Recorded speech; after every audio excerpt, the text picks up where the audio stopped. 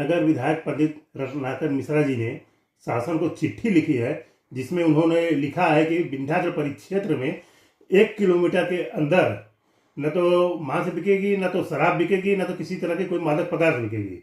इस पर आपका क्या कहना है? जी देखिए, अब चुनाव 1 साल रह गया है, तो ऐसी चिट्ठियां, ऐसी बयानबाजियां आती रहेंगी। 9 साल का आपका विधायकी का कार्यकाल बीत गया, जीवन का 80% हिस्सा बीत गया उसी विंध्याचल परिक्षेत्र में, और अब जाकर आपको यह समझ में आ रहा है कि विंध्याचल परिक्षेत्र में मांस और मदिरा की दुकानें बंद होनी चाहिए। और फिर ये मदिरा की दुकानें किसकी थी, किसके परिवार की थी, किसके लोगों की थी? तो क्या ये जनमानस नहीं जानता है? ये जनता को लोग बेवकूफ समझते हैं ऐसी बयानबाजियां देखकर। और सिर्फ मांस और मदिरा की ही दुकानें क्यों, विंध्याचल तो हमारा मादक पदार्थों की बिक्री का पूरा हब हो चुका है, सेंटर हो चुका है, पूरे जनपद की राजधानी बन गई है। और ये मैं नहीं कह रहा हूं, ये आपकी सांसद महोदया ने कहा है कि विंध्याचल में सबसे सर्वाधिक मादक पदार्थों की तस्करी हो रही है। तो मात्र 1 किलो परिक्षेत्र में नहीं, 1 किलोमीटर के परिक्षेत्र में नहीं, वहां से 1 किलोमीटर से अधिक तो अष्टभुजा और कालीखो है।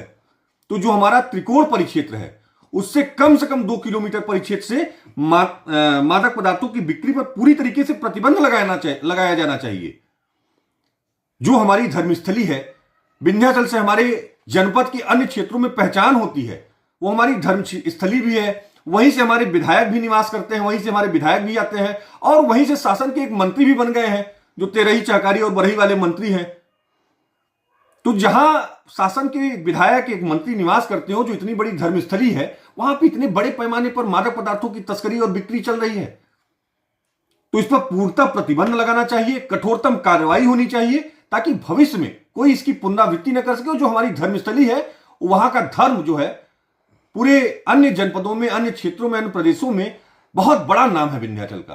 तो उसके धर्मस्थली की मर्यादा को बचाए रखने के लिए मैं शासन प्रशासन से मांग करता हूं कि पूरी तरीके से मादक पदार्थों की बिक्री पर पूर्णतः प्रतिबंध लगाया जाना चाहिए, और ये राजनीतिक बयानबाजी कम करके काम करना चाहिए यहां के जनप्रतिनिधियों को। धन्यवाद।